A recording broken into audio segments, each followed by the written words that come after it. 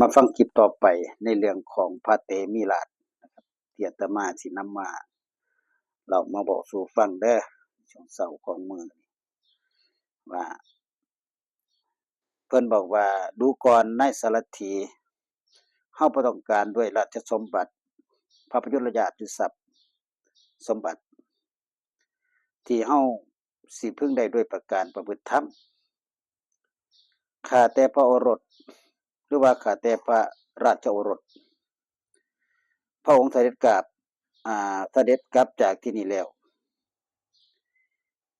สิทำให้กระหม่อมได้รางวัลที่น่ายินดี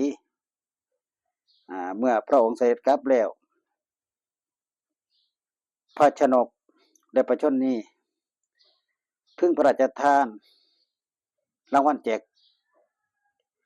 เก้ากระหม่อมข้าแต่พระโอรสพระราชโอรสเมื่อพระองค์เสด็จกลับแล้ว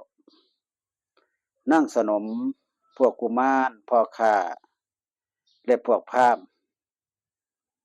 สิพึงดีใจให้รางวัลแก่กระหม่อมข้าแต่พระราชโอรสเมื่อพระองค์เสด็จกลับแล้วกองพลสร้างกองพลม้ากองพลรถและกองพลลาภสิพึงดีใจให้รางวัลแก่เก้ากระหม่อมข้าแต่พระราชโอรสเมื่อพระองค์เสด็จกลับแล้วชาวชนบทและชาวนิคมผู้มีธัญญาหารมากมายสิมาประชุมกันให้เครื่องบรรณาการแก่เก้ากระหม่อมเฮาเป็นผู้อันประชนและประชนนีหรือว่าพระชนกเนี่ยชาวแว่นแคว้นชาวนิคมและกุมารทั้งปวงสละแล้วเฮาบ่มีเรือนของตนเฮาอันพระชนนีทรงอนุญาตแล้วพระชนกหรือว่าพระชนกก็ทรงยินดีสละอยู่ในป่าแต่ผู้เดียวบ่พึงปรารถนากามทั้งหลายเฮาสิบวชความปรารถนาผลของบุคคลผู้บ่รีบร้อนย่อมเสด็จแน่นอนเฮาเป็นผู้มีพรหมจรรย์อันสำเร็จแล้วดูก่อนนายสารถีท่านจงหูจังสี่ประโยชน์โดยชอบของบุคคลผู้บ่รีบร้อนย่อมสำเร็จโดยแท้เฮาเป็นผู้มีพรหมจรรย์อันสำเร็จแล้วเฮาออกบวชแล้วเป็นผู้บ่มีภัยแต่ที่ไหนๆเลยพระองค์เป็นผู้มีพระวาจาอันไพเราะสละสลวยจังสี่เพราะเหตุใดพระองค์จึงบ่ตัดในสำนักพระชนกและพระชนนีในกาลนั้นเฮาเป็นคนง่อยเปียเพราะบ่มีเครื่องต่อก็หาใหม่เป็นคนหนวกเพราะบ่มีช่องหูก็หาใหม่เป็นคนใบ้เพราะบ่มีลิ้นก็หาใหม่ท่านจะเข้าใจว่าเฮาเป็นคนใบ้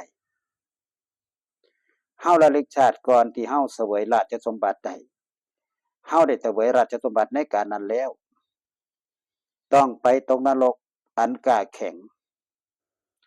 เฮาได้เสวยราชสมบัติในกาลนั้น20 ปีแล้วต้องหมกหมายอยู่ในนรก80,000 ปีเฮากลัวจะต้องเสวยราชสมบัตินั้นจึงได้ตั้งจิตอธิษฐานว่าขอชนทั้งหลายอย่าได้อภิเษกเฮาในราชสมบัติเลย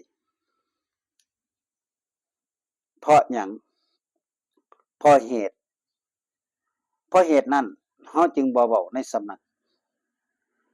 ของพระชนกและพระชนนีในกาลนั้นพระชนกทรงอุ้มเฮาให้นั่งบนประเพาแล้วตัดสั่งข้อความว่าจงฆ่าโจรคนหนึ่งจงขังโจรคนหนึ่งไว้ในเรือนจำจงเอาหอกแทงโจรคนหนึ่งแล้วราดด้วยน้ำแสบที่แผลจงเสียบโจรคนหนึ่งบนเหล่าพระชนกตัดสั่งขอความแก่มหาชนด้วยประการดังนี้ าได้ฟังพระวจาอันหยาบคายที่พระชนกตรัสนั้นจึงกลัวต่อการเสวยราชสมบัติเฮาบ่ได้เป็นใบกระทำเหมือนคนเป็นใบบ่ได้เป็นคนห้อยเปียกระทำเหมือนคนเป็นคนห้อยเปียเฮาแกล้งนอนเกียกจริงอยู่ในอุจจาระปัสสาวะของตนชีวิตเป็นของฝืดเครื่องเป็นของน้อยถึงประกอบไปด้วยทุกข์ไผล่ะอาศัยชีวิตนี้แล้วพึ่งก่อเวรกับ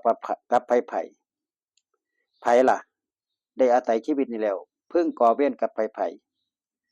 เพราะบ่ได้ปัญญาแล้วก็เพราะบ่เห็นธรรมความหวังผลของบุคคลผู้บ่รีบร้อนย่อมสำเร็จแน่นอนเฮาเป็นผู้มีพรหมจรรย์อันสำเร็จแล้วดูก่อนนายสารถีท่านจงรู้จังสี่ประโยชน์โดยชอบ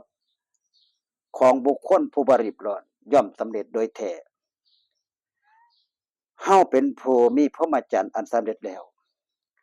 ออกบวชแล้วเป็นผู้บ่มีภัยแต่ที่ไหนๆเลยข้าแต่พระราชโอรสแม่เก้ากับผมกาสิบวชในตำหนักของพระองค์ขอพระองค์ได้โปรดตัดอนุญาตให้เก้ากับผมบวชด้วยเถิดขอพระองค์ทรงพระเจริญเก้ากับหม่อมก็ชอบบวช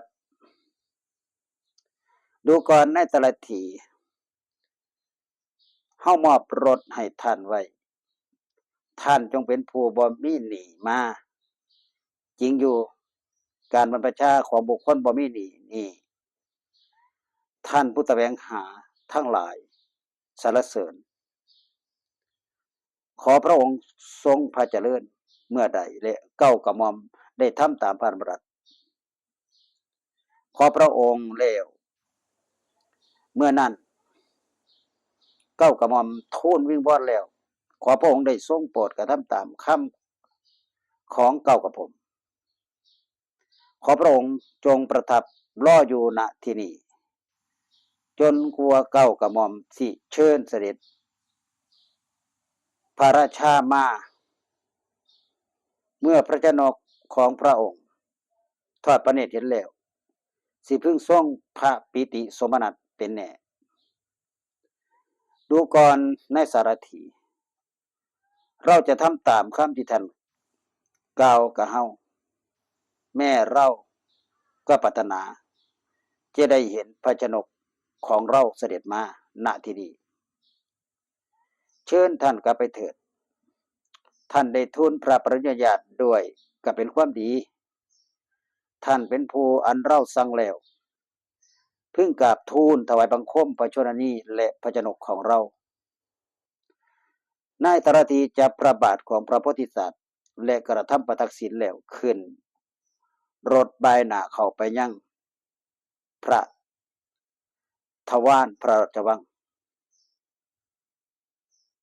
ขอเจริญพร8 นาทีเนาะ